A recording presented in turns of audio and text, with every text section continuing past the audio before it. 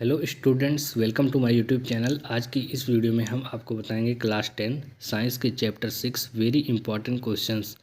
Control and coordination chapter नियंत्रण एवं समन्वय के वेरी इंपॉर्टेंट क्वेश्चंस लिए हैं, जो कि आपके यूपी बोर्ड एग्जाम 2026 के लिए वेरी इंपॉर्टेंट है। ये सभी क्वेश्चन प्रीवियस ईयर एग्ज़ाम में कई बार पूछे गए हैं और इस बार भी मैक्सिमम चांस है कि आपके यूपी बोर्ड एग्ज़ाम में जरूर ये आएगा साइंस के सब्जेक्ट में। तो यहाँ पर इस चैप्टर के हमने 7 क्वेश्चंस लिए हैं।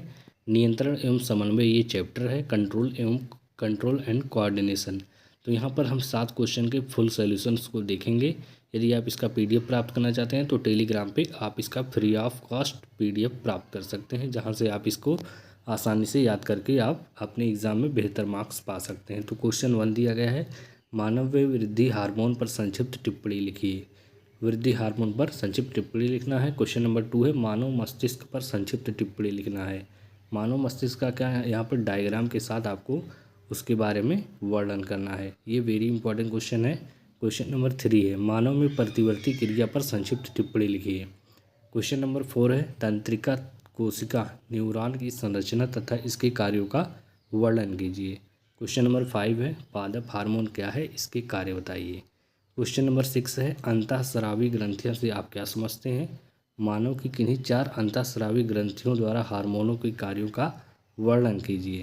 क्वेश्चन नंबर 7 है, हार्मोन एवं एंजाइम में अंतर बताइए। ये वेरी इंपॉर्टेंट है, कई बार भी एग्जाम में आया है। प्रीवियस ईयर एग्जाम में भी इस प्रकार के क्वेश्चंस आए थे डिफरेंस वाले बायोलॉजी से। तो यहाँ पर इसके फुल सॉल्यूशन को देखते हैं क्वेश्चन नंबर 1 से। तो यहाँ पर क्वेश्चन नंबर 1 कौन सा है, मानव में वृद्धि हार्मोन पर संक्षिप्त टिप्पणी लिखिए। ये मानव में वृद्धि हार्मोन क्या होता है। पिट्यूटरी या पीयूष ग्रंथि की अग्रपाली द्वारा स्रावित सोमेटोट्रॉपिक हार्मोन, जिसे एसटीएच कहा जाता है, या वृद्धि हार्मोन, ग्रोथ हार्मोन और जीएच, जिसे जीएच कहा जाता है। एसटीएच व जीएच ऊतकों तथा हड्डियों की वृद्धि को नियंत्रित करते हैं। यह प्रोटीन संश्लेषण को भी प्रभावित करता है।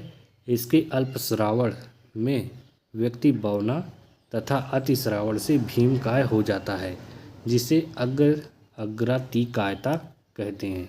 यह है वृद्धि हार्मोन पर संक्षिप्त टिप्पणी। देखते हैं क्वेश्चन नंबर 2। ये फर्स्ट क्वेश्चन जो है ये 2 नंबर का पूछा जा सकता है, 2 मार्क का आपके एग्जाम में। देखते हैं क्वेश्चन नंबर 2। क्वेश्चन नंबर 2 दिया गया है, मानव मस्तिष्क पर संक्षिप्त टिप्पणी लिखिए। ये लॉन्ग टाइप क्वेश्चन में आपको पूछा जाएगा। मानव मस्तिष्क क्या है, पहले इसके बारे में देखते हैं। संरचना तथा कार्य क्या है। संरचना इसकी किस प्रकार होती है। खोपड़ी के कपाल में बंद मेरुरज्जु का अगला चौड़ा भाग मस्तिष्क कहलाता है। यह 1200 से 1500 सीसी स्थान घेरने वाला अत्यंत विकसित तथा अति कोमल अंग है। इसी प्रकार आपको एग्जाम में लिखना है। इसका औसतन भार 1300 से 1400 ग्राम होता है। यह 3 मस्तिकावरण झिल्लियों, ड्यूरामेटर सबसे बाहरी झिल्ली होती है, एरिकराइड मध्य झिल्ली होती है तथा पायामेटर अंतः झिल्ली द्वारा ढका रहता है। ये है इसकी संरचना। अब देखते हैं इसके नेक्स्ट पार्ट को। यहाँ पर ये इसका फिगर दिया गया है, मानव मस्तिष्क के विभिन्न भाग। यहाँ पर इसके सेरिब्रम है, घ्राण पिंड है, हाइपोथैलेमस है, पोन्स है, पेरुरज्जु है, सेरिबेलम है, ऑप्टिक लोब है, कॉर्पस कैलोसम है। यहाँ पर इसके पार्ट्स को दिखाया गया है। आप इसके डायग्राम को आसानी से बना सकते हैं।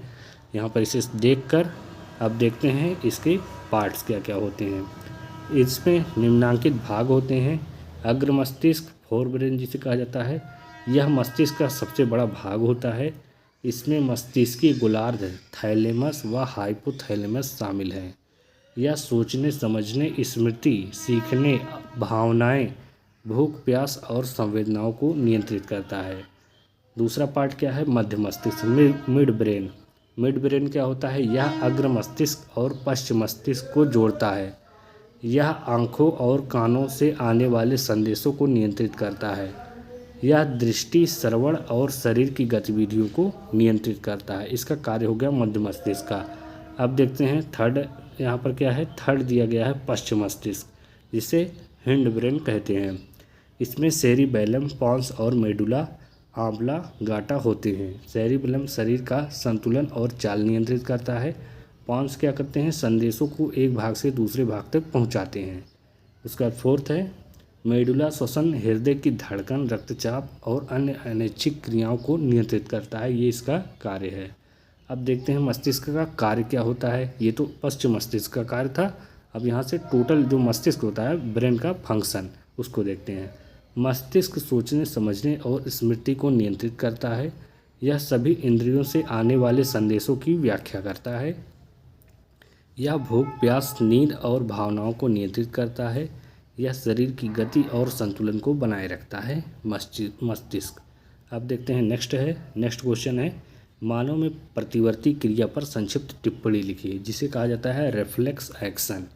प्रतिवर्ती क्रिया वह त्वरित अनैच्छिक शारीरिक प्रतिक्रिया है जो किसी उत्तेजना के प्रति होती है, जिसमें आमतौर पर मस्तिष्क शामिल नहीं होता है, बल्कि यह मेरुरज्जु रीढ़ की हड्डी द्वारा नियंत्रित होता है। क्या नियंत्रित होता है? प्रतिवर्ती क्रिया, रिफ्लेक्स एक्शन रीढ़ की हड्डी द्वारा नियंत्रित होता है। इसका मुख्य उद्देश्य शरीर को संभावित नुकसान से बचाना है। एग्जाम्पल क्या है? गर्म तावे को छूने पर हाथ तुरंत पीछे खींच लेना, आँखों में कुछ गिरने पर पलकों का झपकना, और तीसरा है सुई चुभने पर शरीर का झटके से प्रतिक्रिया करना। ये सभी क्या हैं? इसके एग्जाम्पल हैं। किसके हैं एग्जाम्पल? ये सभी प्रतिवर्ती क्रिया के। प्रतिवर्ती क्रिया के एक एग्जाम्पल को हम डिटेल में समझते हैं। यहाँ पर यदि कोई व्यक्ति गर्म वस्तु को छू लेता है तो त्वचा में उसका क्या होता है? उद्दीपन होता है। उद्दीपन लेता है, जिसे ग्राही अंग कहते हैं। त्वचा को संवेदी तंत्रिका द्वारा संदेश मेरुरज्जु तक पहुँचता है, संवेदी तंत्रिका द्वारा।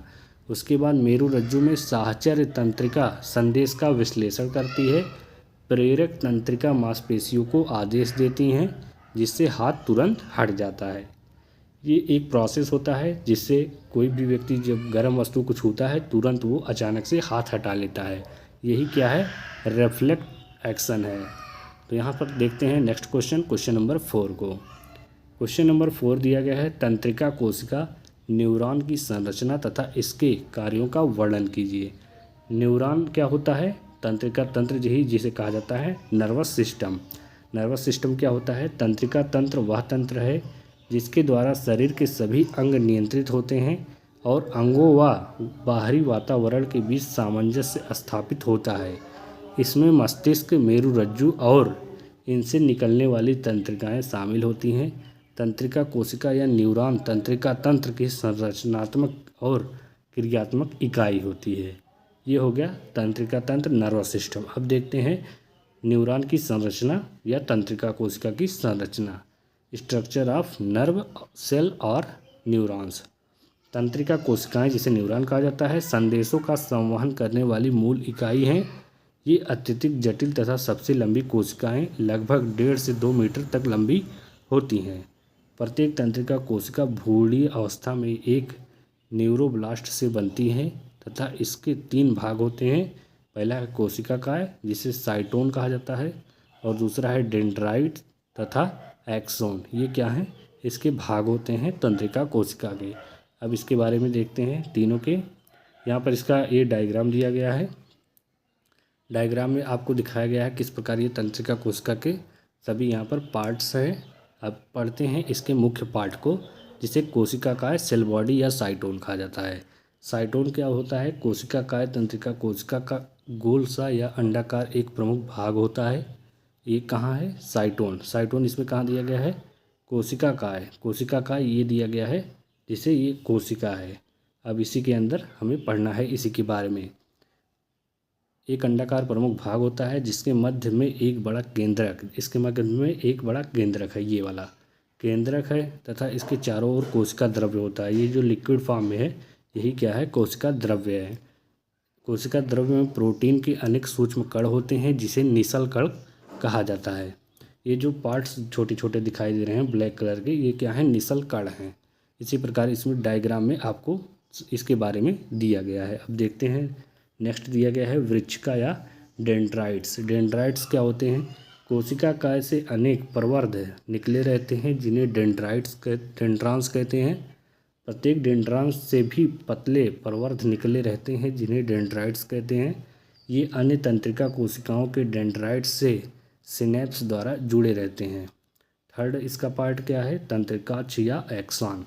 एक्सॉन क्या होता है, कोशिका काय से न्यूरी लेमा नामक झिल्ली में बंद लंबा व समान मोटाई का बेलनाकार प्रवर्ध निकलता है जिसे एक्सॉन कहते हैं। न्यूरी लेमा तथा एक्सॉन के बीच वसा का बना आच्छद होता है जिसे माइलिन शीथ कहते हैं, या थोड़ी दूर पर टूटा रहता है। इन स्थानों को रेनवियर का नोड भी कहते हैं। यह है इसका थर्ड पार्ट। अब देखते हैं कार्य के आधार पर तंत्रिका कोशिकाएं 3 प्रकार की होती हैं, इसके टाइप्स को देखना है। टाइप्स इसकी कौन कौन सी है, संवेदी तंत्रिका कोशिकाएं। संवेदी तंत्रिका कोशिकाएं क्या है, संवेदी तंत्रिका कोशिकाएं संवेदी अंगों में स्थित होती हैं। ये अंगों से संवेदनाओं को ग्रहण करती हैं तथा केंद्रीय तंत्रिका तंत्र मस्तिष्क को पहुंचाती हैं। दूसरा है चालक या प्रेरक तंत्रिका कोशिकाएं। ये तंत्रिका कोशिकाएं केंद्रीय तंत्रिका तंत्र से संदेश लेकर कार्यकारी अंगों, पेशियों या ग्रंथियों आदि तक पहुंचाती हैं। थर्ड है साहचर्य मध्यस्थ तंत्रिका कोशिकाएं। ये संवेदी तथा चालक तंत्रिका कोशिकाओं के बीच संबंध स्थापित करती हैं, अर्थात संवेदनाओं को पेशियों से मस्तिष्क की ओर लाने तथा मस्तिष्क से पेशियों की ओर ले जाने का कार्य करती हैं। यह है कार्य के आधार पर तंत्रिका कोशिका का वर्क। क्वेश्चन नंबर 5 दिया गया है, पादप हार्मोन क्या है, इसके कार्य बताइए। क्वेश्चन नंबर 5 में पादप हार्मोन के बारे में बताना है। प्लांट हार्मोन्स या फाइटो हार्मोन्स जिसके बारे में बताना है। पौधों में वृद्धि, विकास और समन्वय को नियंत्रित करने वाले रासायनिक पदार्थों को पादप हार्मोन या प्लांट ग्रोथ रेगुलेटर्स PGRS कहा जाता है। हार्मोन शब्द का अर्थ है उत्तेजना करने वाला पदार्थ। सबसे पहले स्टर्लिंग ने 1906 में इस शब्द का प्रयोग किया हार्मोन का। पौधों में मुख्यतः 5 प्रकार के हार्मोन्स होते हैं जो पौधों के नियंत्रण तथा समन्वय में सहायक होते हैं। यहाँ पर 5 हार्मोन दिए गए हैं जो पौधों के लिए मतलब उसके बारे में नियंत्रण व समन्वय के लिए इम्पॉर्टेंट होते हैं। पहला है ऑक्सिन्स, दूसरा है जिब्रेलिन्स, तीसरा है साइटोकाइनिन्स और चौथा है एबिसिसिक अम्ल और पांचवा है एथिलीन। और इसके बारे में अब देखते हैं हम हार्मोन्स के बारे में। तो पहला है ऑक्सिन क्या होता है, कोशिकाओं की लंबाई में वृद्धि, कोशिका विभाजन में सहयोग, पौधों की गतियों पर नियंत्रण, पत्तियों को गिरने से रोकना, बीज रहित फलों के उत्पादन में सहायता करना कौन करता है, ऑक्सिन करता है। ये आपकी MCQ में भी पूछा जा सकता है कि पत्तियों को गिरने से रोकने के लिए किस हार्मोन का यूज होता है पादपों में, तो यहाँ पर ऑक्सिन आपका सही होगा। तो सेकंड है जिब्रेलिन क्या होता है, बीजों के शीघ्र अंकुरण में सहायक, बौने पौधों की लंबाई में वृद्धि, पौधों की पत्तियों को चौड़ी करने में सहायता करना जिब्रेलिन्स का कार्य होता है। थर्ड है साइटोकाइनिन्स क्या है, प्रोटीन के संश्लेषण में सहायक, कोशिकाओं एवं तने की लंबाई में वृद्धि, पार्श्व कलिकाओं में वृद्धि, जड़ों व पत्तियों की वृद्धि रोकने में सहायक एवं अंकुरण के समय उत्प्रेरक उत्पन्न करना इसका कार्य होता है। 4th नंबर देखते हैं। 4th नंबर एबिसिसिक अम्ल। एबिसिसिक अम्ल क्या होता है, पत्तियों के एवं फूलों के खुलने एवं बंद करने की क्रियाओं का नियंत्रण करता है, पतझड़ की क्रिया को प्रोत्साहित करना तथा पौधों की वृद्धि दर को कम करना इसका कार्य होता है। एथिलीन 5वां है। एथिलीन क्या है, यह एकमात्र ऐसा हार्मोन है जो प्राकृतिक रूप से गैसीय अवस्था में होता है तथा वृद्धि रोधक का कार्य करता है। एथिलीन के प्रभाव और कार्य, इसका कार्य क्या होता है और इसका इफेक्ट क्या होता है। यह फलों को पकाने में सहायक होता है, यह पौधों को लंबा होने से रोकता है। इसके प्रभाव से मादा पुष्पों की संख्या में वृद्धि होती है जबकि नर पुष्पों की संख्या कम हो जाती है। यह पुष्पन को कम करता है, यह पत्तियों, फलों व पुष्पों के विलयन को तीव्र करता है। क्वेश्चन नंबर 6 है, अंतःस्रावी ग्रंथियों से आप क्या समझते हैं, मानव की किन्हीं 4 अंतःस्रावी ग्रंथियों द्वारा हार्मोनों के कार्य का वर्णन कीजिए। तो देखते हैं क्या है, अंतःस्रावी ग्रंथियाँ क्या हैं। हार्मोन बनाने वाली ग्रंथियाँ नलिका विहीन ग्रंथियाँ या अंतःस्रावी ग्रंथियाँ कहलाती हैं। इन ग्रंथियों में कोई नलिका नहीं होती है, ये अपना स्राव सीधे रक्त में छोड़ती हैं, इसलिए इन्हें आंतरिक स्राव ग्रंथियाँ भी कहते हैं। मनुष्य में अंतःस्रावी ग्रंथियाँ क्या होती हैं? कौन कौन सी होती हैं? मनुष्य के शरीर में निम्नलिखित अंतःस्रावी ग्रंथियाँ पाई जाती हैं। पहला है पीयूष या पिट्यूटरी ग्रंथि, दूसरा है थायराइड ग्रंथि, तीसरा है पैराथायराइड ग्रंथि, चौथा है अधिवृक्क ग्रंथि, पांचवा है थाइमस ग्रंथि, छठवां है पीनियल काय। ये है इसका डायग्राम। यहाँ पर आपको सभी हार्मोन के बारे में दिया गया है। अब देखते हैं इस डायग्राम से अभी आप आसानी से समझ सकते हैं यहाँ पर सभी हार्मोन कहाँ कहाँ कौन से हार्मोन पाए जाते हैं और उनका कार्य क्या होता है। आगे देखते हैं। पीयूष ग्रंथि या जिसे मास्टर ग्रंथि कहा जाता है, इसका स्थान व कार्य क्या होता है, महत्व क्या होता है, देखते हैं। यह मस्तिष्क के अधर में स्थित होता है। महत्व क्या है, ये इसे मास्टर ग्रंथि भी कहा जाता है क्योंकि यह अन्य अंतःस्रावी ग्रंथियों के कार्यों को नियंत्रित करता है। कार्य क्या है, यह वृद्धि हार्मोन सहित कई महत्वपूर्ण हार्मोन स्रावित करती है जो शारीरिक विकास, प्रजनन और चयापचय मेटाबॉलिज्म को नियंत्रित करते हैं। दूसरा है थायराइड ग्रंथि। स्थान क्या है, कार्य क्या है, यह गले में श्वास नली के दोनों ओर स्थित होती हैं। कार्य है, यह थायरॉक्सिन हार्मोन स्रावित करती है जो शरीर की चयापचय दर, ऊर्जा उत्पाद और शारीरिक तथा मानसिक विकास को नियंत्रित करता है। आयोडीन थायरॉक्सिन के संश्लेषण के लिए आवश्यक होता है। नेक्स्ट देखते हैं। नेक्स्ट इसका पार्ट क्या है, पार्ट से यहाँ पर इसके दो पार्ट होते हैं, कॉर्टेक्स होता है और एक आंतरिक मेडुला होता है। और थर्ड है पैराथायराइड ग्रंथि। इसका स्थान व कार्य क्या होता है, यह थायराइड ग्रंथि के पीछे स्थित होती है। आमतौर पर ये दो जोड़े होते हैं। कार्य क्या होता है, यह पैराथार्मोन नामक हार्मोन स्रावित करती है। यह हार्मोन रक्त में कैल्शियम और फास्फेट के स्तर को नियंत्रित करने में मुख्य भूमिका निभाता है। चौथा है अधिवृक्क ग्रंथि। स्थान इसका है, यह प्रत्येक वृक्क के ऊपरी सिरे पर टोपी की तरह स्थित होता है। और इसके हम देखते हैं कार्य को। इसका कार्य क्या होता है, इसका कार्य होता है, एक कॉर्टेक्स होता है, कोर्टिकोस्टेरॉइड्स जैसे हार्मोन स्रावित करता है जो चयापचय, प्रतिरक्षा और तनाव प्रतिक्रिया को नियंत्रित करते हैं। मेडुला क्या करता है, एड्रेनालिन या एपिनेफ्रिन हार्मोन स्रावित करता है जिसे लड़ो और उड़ो हार्मोन, फाइट और फ्लाइट हार्मोन भी कहा जाता है। यह तनाव या खतरे की स्थिति में शरीर को त्वरित प्रतिक्रिया के लिए तैयार करता है। लड़ो और उड़ो हार्मोन आपकी MCQ एग्ज़ाम में भी पूछा जा सकता है। हार्मोन ये पूछा जा सकता है कि कौन सा ये हार्मोन होता है। तो यहाँ पर ये कौन सा हार्मोन है, ये है अधिवृक्क ग्रंथि है। अधिवृक्क ग्रंथि के बारे में पूछा जा सकता है। देखते हैं क्वेश्चन नंबर 7। ये इस चैप्टर का लास्ट और इम्पॉर्टेंट क्वेश्चन है, हार्मोन और एंजाइम में अंतर बताइए।